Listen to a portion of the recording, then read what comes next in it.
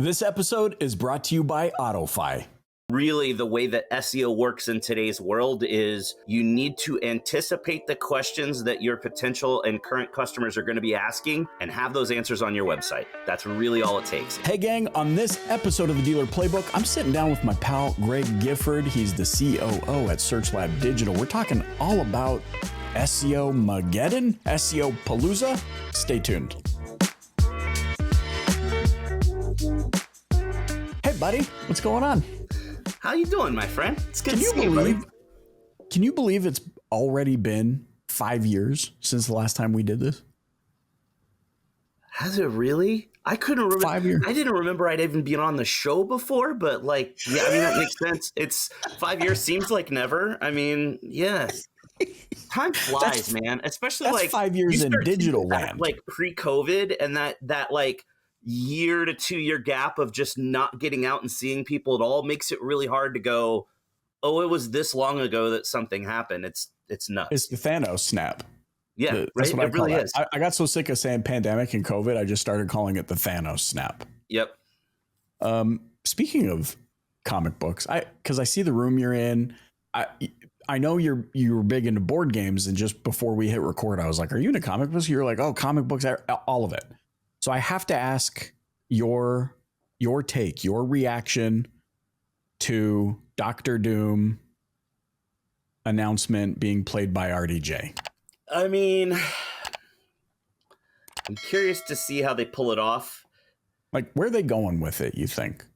I think they're going with they were desperate to figure out something to do since Jonathan Majors was not going to be Kang anymore. And clearly this is the direction they went, because the first of the next Avengers movies was going to be Avengers Kang Dynasty, followed by Avengers Secret Wars, and now it's Avengers Doomsday. So I think it'll be interesting to see if they even mention Kang again, or if they're just dropping him like a hot potato. Who knows? Was there controversy around him? Do what? Was there controversy around the guy that plays Kang, or that? What did I miss? Oh yeah, like he like apparently was very abusive towards his girlfriend and like beat her up in a cab in New York, and she sued him for it, and and he was found guilty, so Disney dropped him, and everything dropped him. His agent dropped him. Like, he's like pariah in Hollywood now. So they were scrambling because he was like the Thanos was for the first round of movies. Like, he was the next big bad that everything was going to lead up to this big battle. But they already had introduced the multiverse. It would have been just as easy to just cast somebody else and have it be, okay, this is a variant of him. But now they're going with this, which clearly, for the people out there that aren't comics nerds, Victor Von Doom and Tony Stark are very similar. They're very ego-driven, intelligent, highly intelligent guys. It's just Stark is a better person than Doom was, so right. He kind of went a different way. I feel like it has to be a Tony Stark from an alternate universe that went bad instead of good, because there's a lot of cool things they could potentially do with that, where after having him die, sacrificing himself to save the world, now they have to fight against a guy that looks like their best friend who saved the world, who isn't. But also, like, do we ever even see him without his mask, or is he just going to be from the beginning introduced as this masked guy and you just see his eyes? I mean, there's still a lot we don't know. I'm kind of excited about it. I would have preferred they brought him back to be a variant of Iron Man from another universe, but we'll see what happens. Somehow, oddly, this all ties into what I want to pick your brain on today, because like everything you just said about this, the story arc, the possibilities, the Disney having to change the course and change the script and introduce a new script and then pull back on it and then go, is kind of like how I feel about Google this year. Yeah, right. Kind of like Google forever, not really just this year. out to save the world at one point. Now we're all realizing we have to come and fight against it. Yeah. You obviously are, I'm just going to say it. you're a world-renowned SEO. You've literally spoken in the four corners of the planet on SEO. Mostly, not quite Yeah. all four corners, but yeah, I mean, I've been over American a lot of Airlines. places. Yeah, you got enough American Airlines points to enjoy some good travel. I'm burning it all this fall, man. I got a conference in Bali, and we're taking the kids, and we're gonna stay for like 3 weeks. And Wow. yeah, Bali, that's insane. That's so cool. But I mean, when I was kind of breaking into the scene, it was like, who knows SEO? Oh, it's Greg Gifford. It's like Rand Fishkin and Greg Gifford. And then there was a morphing of like, you were like, oh, these two dudes are so connected. And then it was like, there's so many things happening this year where I feel like the script got flipped and then it flipped back and then it's like flipping flapjacks with SEO. Oh, SEO is dying. Just kidding. It's alive and well. Hey, don't ever do this. This isn't SEO. Oh, wait. Yes, it is.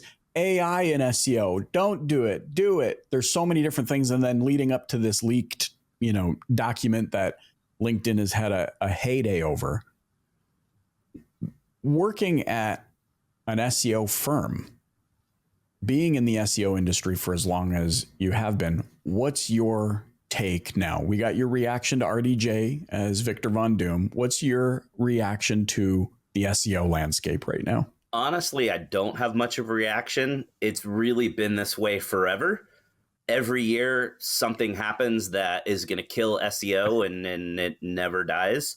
Yeah. Every year, there are people saying, don't do this stuff, that then the same people will turn around 6 months later and go, oh, wait, maybe we were wrong. Maybe you should do this stuff, or vice versa.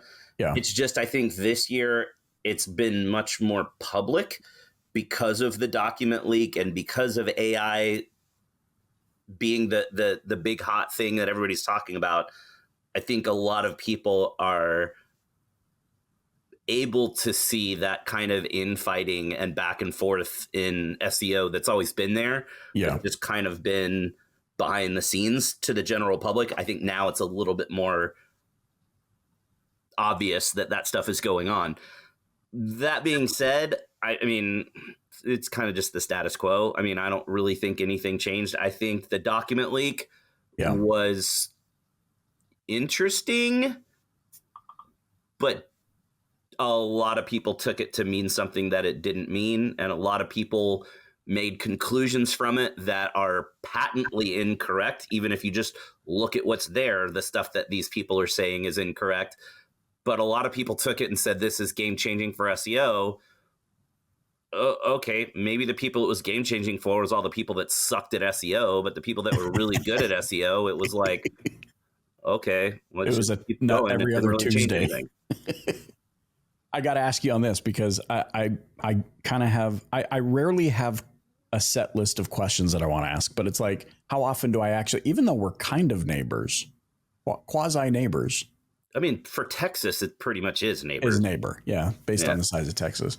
But like, how long have you been here now? We still haven't even like had lunch or drinks or anything. That kind of sucks. That sucks. That does suck. Fix that. We do need to fix that. Wait, what part? You're like Frisco area, right? I'm Allen, so like right next to Frisco. Okay. Yeah. Okay, cool. Oh, that's easy. Probably like 45 minutes from you. Down the other 35, hit across. Yeah. One of the toll freeways. Yeah. Or as my daughter calls it, spaghetti highway, because all the overpass. Yeah. Right. You have different, obviously there's always so much to debate when it comes to SEO. You have those in the industry that say car dealer websites are shopping websites. You have others who say, no, shopping websites are websites that you can actually transact on. I know it's semantical, but I want to get your take on, right out of the gates, just the first approach to a car dealer website. Those that say, no, it's a shopping site like Amazon, like Best Buy, like et cetera, et cetera. Those that say, no, it's not. Of course, it's semantical, but we know Google loves semantics. So what's your take on a car dealer website? Is it a shopping site? Is it a research site? Is it both? Is it a hybrid? It's kind of a hybrid. I mean, sure, if you really wanted to like be super nitpicky, but the days are gone of you just show up at a dealership and go, hey, I like Fords. What do you have? Like, when you get to the dealership, it's either there's a certain car you want or it's down to one or two that you want. You've done all that research on the site. Just because you didn't actually do the transaction on the site doesn't mean it's not a shopping site. But it's also more than just the vehicle listings on the site. And a lot of dealers don't think about that. A lot of dealers think, hey, I've got all my cars listed and all my photos and everything. Okay, it's great. But that's only for the extreme bottom of the funnel when somebody's ready to buy and they know exactly what they want to buy. But most dealers, just in general, whether they're doing SEO or not, forget the fact that people are going to come to your website a whole bunch of times before they submit their information as a lead. And you need eyeballs on your website and your dealership as early as possible in that research process, which means you got to have helpful information on the site outside of the vehicles. And that's where a lot of dealers really screw it up. Hey, I hope you're enjoying this episode of the Dealer Playbook. And before we hop back in, I want to thank today's sponsor, AutoFi. AutoFi helps dealers like you sell smarter, not harder, on your dealership website and now in your showroom too. AutoFi solves the everyday problems dealers actually face, like bottlenecks at the sales desk, customer distrust, and decision overload. Their all-new showroom solution includes deal estimation, desking, lender routing, and an F&I menu, all in one powerful platform. Dealerships with AutoFi sell cars faster, with higher satisfaction, and more profit. In fact, dealers make an average of $641 higher back-end PVR on AutoFi deals versus their non-AutoFi deals. Go to autofi.com/dealer playbook and start selling smarter today. All right, let's hop back into this episode. I've attended so many of your workshops where you illustrate this ecosystem of not just, to your point, not just VDPs and search results pages and things of that nature, but the actual tie-in, intentional tie-in to things that are happening in the community. And maybe it's backlink outreach or whatever it might be. You talk a lot about local SEO and things that you could be doing to Google Business Profile and citations and all these sorts of things. And to your point, I think is there are those that are just saying, I got my website and I should be okay. There's also those that I've heard this argument come up recently, which is, there's no point in doing what you just said in making this content available on your website, because there's no way you're going to be able to compete against some of the national outlets, Jalopnik, Car and Driver, et cetera, et cetera. So how do you exactly? What do you say to those you people shouldn't be trying to compete with Car and Driver and Auto Trader and these big national authoritative sites. And that's the whole problem, is that, again, the vast majority of people out there, even outside of automotive, have more of a checklist approach to SEO. I need to put a keyword in a title tag. I need to put a keyword in a heading. I need to have the keyword on the page. I need to have an image on the page. And I need to have content about what I sell. And that's as far as they take it. And really, the way that SEO works in today's world is you need to anticipate the questions that your potential and current customers are going to be asking and have those answers on your website. That's really all it takes. It's not about, I want to show up for Ford Dealer Dallas, so let me go put a page up that says Ford Dealer Dallas 15 times on it. Like, that stuff is honestly asinine. And yeah, that Car and Driver thing, I use that example all the time because people will go, right, here are the features of the F-150 King Ranch in Dallas, Texas, which is stupid because the features aren't different in Dallas than they are everywhere else. They're the same. The F-150 King Ranch is the same truck everywhere. They're adding in Dallas, Texas, because they're like, oh, I need to optimize for local, but that's not the right way to do it.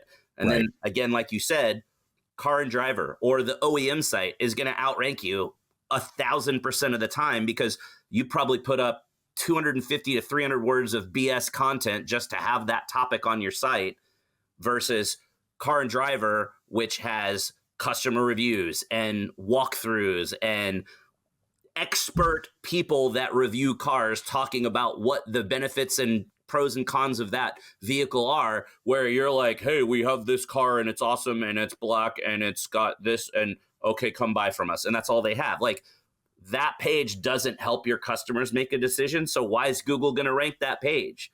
So it's more kind of correct, but also kind of incorrect in that if you're creating content, you should really be creating content around the concepts that you don't show up well for or at all for in search results. And if you're selling an F-150 King Ranch, you're going to show up for that if you've got it in your inventory. Right. So bottom of funnel covered. When somebody's looking for a black F-150 2025 King Ranch, if you've got that on your lot, you're going to show up. But the people that are like, I think I want to buy a truck. I've got an RV that's a fifth wheel, so I need something that can tow a fifth wheel. It's got to have a certain towing capacity. I'm not really brand loyal. I just got this new trailer and my old truck died, so I need a new one that I'm going to like. Do I want a Ford? Do I want a Chevy? Do I want a Toyota? I don't know. And okay, I do want a Ford. Do I want an F-250 or an F-450 or like, what do I want? That's the kind of content you need to be writing, not the, here are the features of the F-150 King Ranch, but right. Here's the difference between a 150, a 250, and a 450 and what you need it for and what's it going to do for you. That's the sort of content you should be writing. But then a lot of people forget too that Google really at the most basic level is just pattern detection. So if you're a Ford dealer in BFE, Kansas, and there's not another Ford dealer for 100 miles in any direction, you don't even need to write that content at all because you are literally the only thing out there that satisfies the pattern if somebody's looking for a Ford dealership or anything related to Ford. Now, if you're in Dallas, where it's the most dense Ford dealership market in the world, yeah, you got to write that content because you've got to stand out from the competition. But if you're the only Ford guy or the only Toyota guy or the only Mercedes guy in town, you don't need to be writing content about the cars you sell because you're inherently going to rank number one for that. So it's really, I think the biggest problem is people not understanding how Google really works or how SEO really works. And number two, people just following some checklist that they found online. And that goes for a lot of SEO vendors too. A lot of SEO vendors just have this checklist and they run the same checklist on every dealership, but every brand is different. Every dealership has different style of running the dealership. Every competitive landscape is different. Every location is different. So you really have to customize what you're doing based on your specific business goals. So the checklist approach doesn't work. Yeah, I love this idea. You've said the word difference now a few times in this sentiment. It kind of, what comes to my mind is, what is the differentiator? You're right. Dallas is the most densely populated Ford market, but when you look at your Ford competition and everything that they're all doing the same and wondering why they're not outranking one another, they're all using the same SEO vendor. They're all using the same SEO vendor who's locked them into, like you said, kind of this cookie cutter. Oh, you get, 4 blogs a month. You get whatever the standard rigmarole is. The idea is to stand out. I love what you started with, which is anticipating the questions that your customers are asking you and answering those questions. Yep. It's even like, I think, openings on just the finance side. I think one of the most frustrating parts of buying a car is being ushered into the finance office and sitting there watching them clack at their keyboard for 43 minutes and not saying a word to you. And you're going like, what are they doing? What's the holdup? What's the actually answering people's questions around financing a car and what happens and what the process is and what you can expect. And hey, if I don't talk to you for 5 minutes, it's because I'm actually on a phone call with the bank negotiating a better rate. And, just like all of the different things, there's just so many opportunities. And this kind of leads me to this sentiment around AI, because now there's people saying, well, yeah, but like I can go ask that question to ChatGPT or Claude or whatever they are.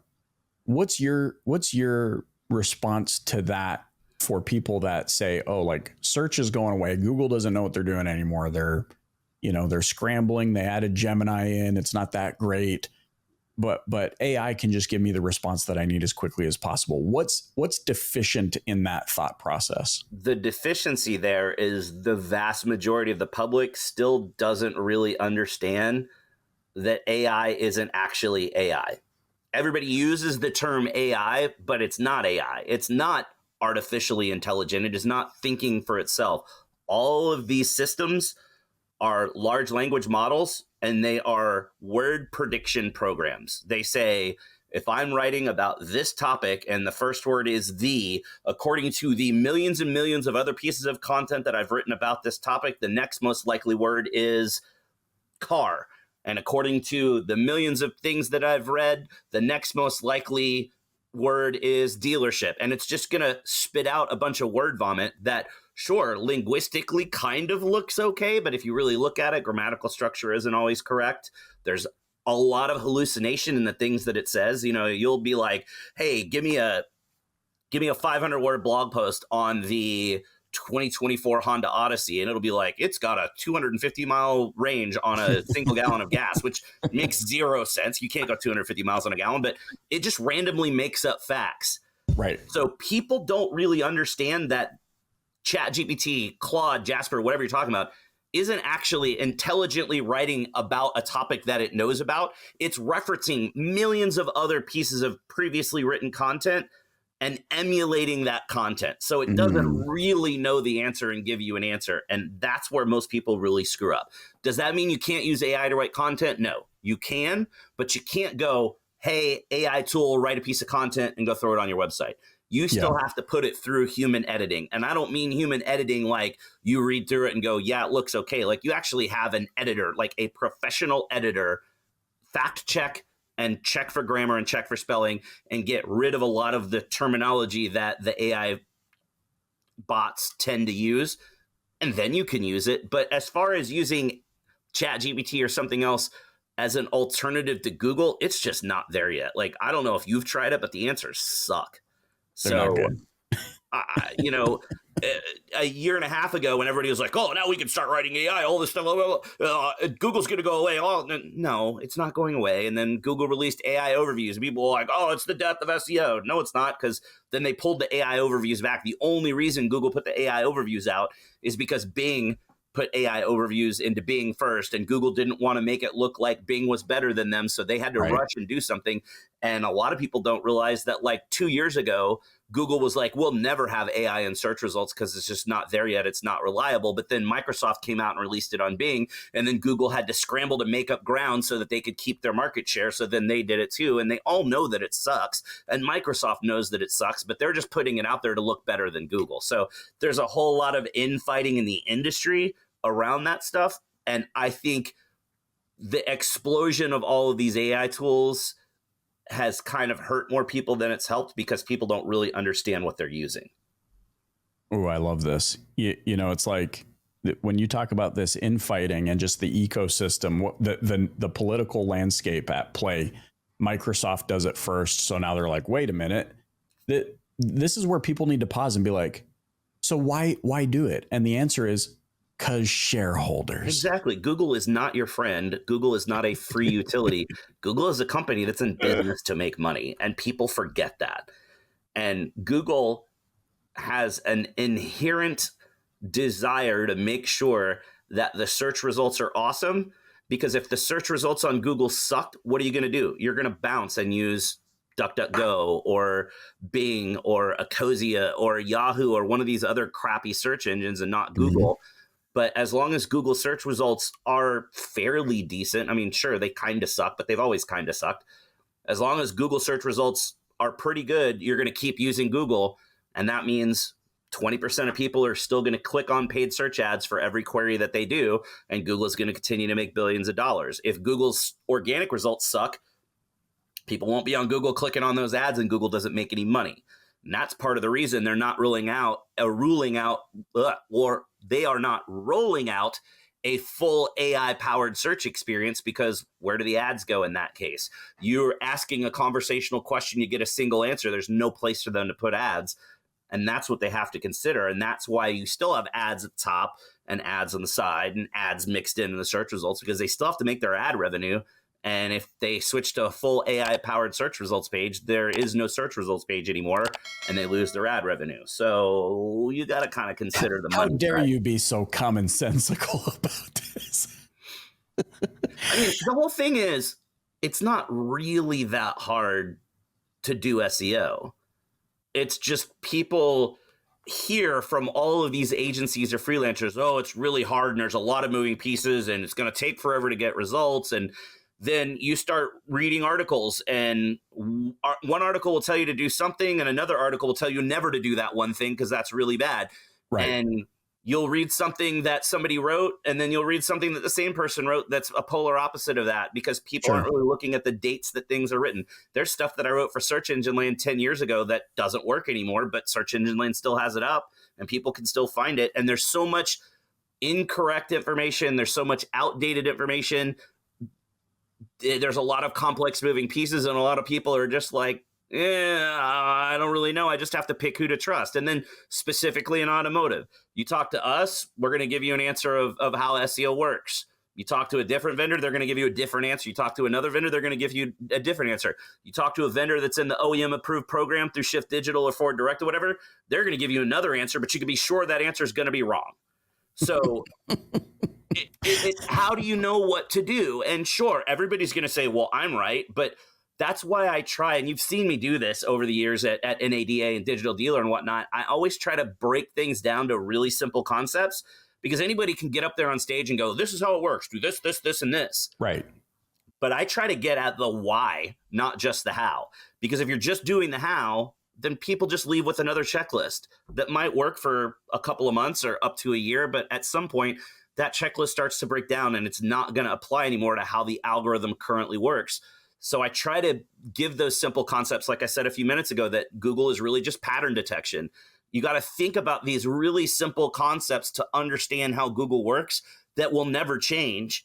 And that kind of gives dealers a little bit of a leg up when they're trying to figure out, okay, what really matters for SEO? Oh, well, yeah, I remember Greg saying it's pattern detection, so I need a better pattern than the competition. Okay, well, then you can look at all the competition in town and see everybody's doing the same thing and know you need to do something different. That at least helps you a little bit. And so that's kind of been my goal over the last few years, is to squeeze in those kind of general, simple concepts that are easy to remember, that kind of stick in your mind, to help dealers have a better understanding moving forward. So that, I get it, not everybody's going to work with us. Not everybody's going to work with any single vendor, but it lets you start figuring out, all right, there's a handful of vendors that really are just in this to take my money, and there's not going to be any positive benefit coming out of me spending this marketing dollar. Maybe I should spend it somewhere else that I get a little bit better vibe that they're really wanting to help and not just take my money. See, and that leads to, I think, a really good question. You know, you talk about things have kind of been forced down the industry's throat for so long in a certain way that it's become cookie cutter, and it's become, you know, it's become expected from the dealer's perspective. So then they're going to vet somebody to help them with SEO. There's two things here. The first is I love the visual you're giving me, which is, hey, anybody can do SEO, but here's the reality of it. It's a discipline. It is something that you have to pay attention to. If you don't have the bandwidth to learn it and execute it and test upon it and experiment and all of that, we're not saying you can't figure it out. We're just saying we're already in the mind space of doing it. Essentially, it's its own discipline, just like being a CEO is, or it's just a different discipline. And whether or not you have the bandwidth to fully execute is one thing. The second thing is to ask better questions. I'm feeling like, instead of imposing what we have adopted as an expectation, like how many pieces of content are you going to create for me a month? We need to be asking better questions, like, okay, hey, here's what we've been doing for a while.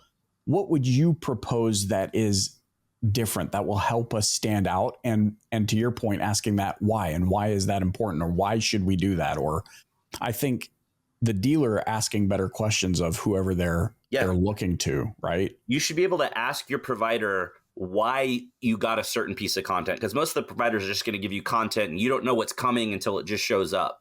And when it shows up, does it pass the smell test? Is it really something that's going to help you get more visibility with customers or answer customer questions? And if it's, here's the King Ranch F-150 features in Dallas, Texas, then you ask, what's the purpose of this? And they go, oh, you need to show up for an F-150 King Ranch. And you go, why is 250 words of crappy stuff that isn't answering any customer questions going to help with that? Yeah. So you have to understand that. The other weird thing is, you know, you mentioned earlier, I speak all over the world. The benefit of that is I'm exposed to a lot of different business verticals in a lot of different countries. And really, automotive in the United States is the only vertical where you have the manufacturing part of the business get to dictate what the endpoints use for their website and for digital marketing. Wow. And not only do they get to dictate, they get to limit it to a very limited number of people. And there's not really any vetting for who gets in on that. It's more of who wants to give them a kickback, because literally that's what it comes down to. That in between, like Shift Digital or Internet Brands or Ford Direct, they get a kickback off of somebody being in the program, even though they're not providing the service. They're literally not doing anything other than handling billing, but they get a kickback of sometimes up to 20% of what you're paying for your digital marketing. And then they have the co-op system, but you can only use co-op on the people that are in the program, which means it's effectively free money, but they're making you use that free money on providers that suck. And you go, well, at least I'm getting SEO and I don't have to pay for it. Well, it's literally the most important thing you can do for marketing. You'll get more leads from SEO than every other thing combined. Who cares if you got to spend a couple of grand of your own money? You know, Right. And there's these weird disconnects too. Like you'll talk to dealers that are like, oh yeah, I spend 50 grand a month on paid search. Okay, well, that's awesome. Yeah, like my market's huge, you know, and then there's a reason. They're not wasting 50 grand. They're spending 50 grand and they're making sales, so it's worth it. But then you go, okay, what are you doing for SEO? Oh yeah, I have the crappiest SEO package from dealer.com. It's just $1,000. Like, why do I need to spend more? Right. Well, because it's not doing anything for you. Well, yeah, but Right. like there's people out there charging 3 or 4 grand a month for SEO. That's so expensive. Buddy, you're spending 50 grand on paid search that if you stop, it goes away tomorrow. Why not go do the other thing that's just a couple of grand, even if it's out of your own pocket, when you're going to get more leads from the 4 or 5, the 3 or 4 grand that you spend on SEO probably gets you more leads than you're getting from the 50 grand of paid search, but that's too expensive. Like it's this big disconnect of, again, I just don't think most people really understand what's going on with it. And it's this big, scary thing. And they go, I just need to check the box that I'm doing it, but they don't really vet the quality of the person that they're partnering with for the SEO. Yeah. Because they don't know how, which leads to the last thing I want to talk to you about. I mean, I love the transparency. You don't just say the word transparency, you demonstrate it. You open the book, you lift the hood, whatever the insert pun here for pulling back the curtain and showing the reality of what people should be looking at, asking so that they can properly vet. You're putting on Ignition Conference, and it's unlike any other automotive conference is kind of the way it's positioned. Talk to me a little bit about that. When is it? How can people learn more about it, and the positioning of it? Why is it different than the other conferences in your opinion? Yeah. So, you know, there's a pretty limited number of conferences in automotive. You've obviously got NADA, you've got NIADA for the independents, you've got, you know, regional IADA conferences, you've got Sean Bradley's deal, you've got Brian Pash's deal, and that's kind of about it. But then if you really talk to the dealers about what they want at a conference or what they want out of a conference experience, dealers very rarely go, yeah, I want to go fight through a bunch of vendors that are trying to shove their business card down my throat and get a phone call. No, you know, sure, there are dealers that will go to NADA every year because they are looking for new solutions. They do want to go through the expo hall and talk to those people, but they go there with a mission. You go to the digital dealers, you go to the Brian Pash events, you go to Sean Bradley events. And like, we're at those events, like we're there because like you got to be there. You got to be out seeing the people, but the dealers don't enjoy the vendor aspect. So, okay, cool. We're not going to have vendors at the event. No vendors at all. No tables, no booths, no nothing. It's more like a 20 group where it's focused on education. And another big problem with a lot of the conferences in automotive outside of NADA and Digital Dealer, it's pay to play. You don't get to speak unless you buy sponsorship, Right. which then results in most of the talks being thinly veiled or not even veiled at all sales pitches, which that's not really what you want. You want to come and learn stuff that's going to help you be better. So let's focus on the education element, take the vendor element out. Some of those conferences too, you kind of have to drink the Kool-Aid of the person running the event. And the event's really more about pumping up that company and talking about how awesome that company is. We don't do that either. We don't even really talk about Search Lab at the whole event. It's literally a kind of a separate thing. All the speakers are handpicked and invited. So none of the speakers had to pitch. None of the speakers had to pay. And I can tell you, multiple times I have spent more than 20 grand to get a 30-minute speaking slot in an event. And sometimes there might be 10 to 15 people in the room for that 20 grand or 25 grand that we spent. Do you really get the same value out of the speakers that are spending 20 grand to speak versus the ones that were invited because they're at the top of the game and they're sharing consistently helpful information? I don't know. Maybe you do, maybe you don't. We're also the first conference ever in automotive that has an equal 50-50 split between men and women speakers, because it's very heavily white old guys on stage, which obviously I am too with the Santa Claus beard now. But, there's a lot of women out there that have amazingly awesome ideas and really incredibly helpful information, but it's really hard to break into the good old boy network at a lot of these conferences. So we wanted to give equal representation there. Also, a lot of these conferences, Digital Dealer, great example, happens every fall in Vegas, but it starts on a Tuesday. So you have to fly in on a Monday, which means you're probably missing work on a Monday. And then you're there Tuesday and Wednesday, and it's a half a day on Thursday. You're probably bailing early and going home, but you're effectively missing 4 days of work to go to this conference. People complain about that too. It's a lot of time away from the dealership. So we're doing it on a Monday because most dealerships are closed on a Sunday, so they can come in on a Sunday, not miss any work, attend the event on Monday, and then it's over at 4:30 on Monday. So then you can go home that night. You'll only miss 1 day of work. And because it's in Dallas, it's the headquarters of American Airlines and the headquarters of Southwest. So it's really cheap to get flights in if you want to fly in. But there's a lot of people in the kind of surrounding area of like really Arkansas, Louisiana, Oklahoma, that you can drive for anywhere from an hour and a half to 3 hours and be here. So it's pretty easy to get to for a whole bunch of dealers. So we kind of tried to address all of these various pain points and just create something different. And we did the first one last year and it went over really well. This is the second year. Next year, we're already looking at venues and dates. We're going to move it out of Dallas next year and go somewhere else. Our goal is eventually to do it 3 or 4 times a year in different places, because the other big problem, we were talking to some dealers in Dallas a couple of weeks ago, and they were like, yeah, we don't really have the ability to send a couple of people to NADA or Digital Dealer because it's multiple people gone and a lot of travel expense or whatever. So when it's right there and local, if the dealership doesn't want to send you, okay, cool, take a Monday off. Is it going to be that big a deal to miss a Monday in the middle of the month? No. And you can get a cheap ticket to the event. In fact, I set up a special discount code for people listening. Tell us. If anybody is listening to this podcast and you want to come to the event, it's on Monday, August 19th in Dallas, Texas. And tickets are $350. But if you use the code Playbook, all one word, when you register for a ticket, it takes $200 off the ticket. You get a ticket for $150. Holy crap.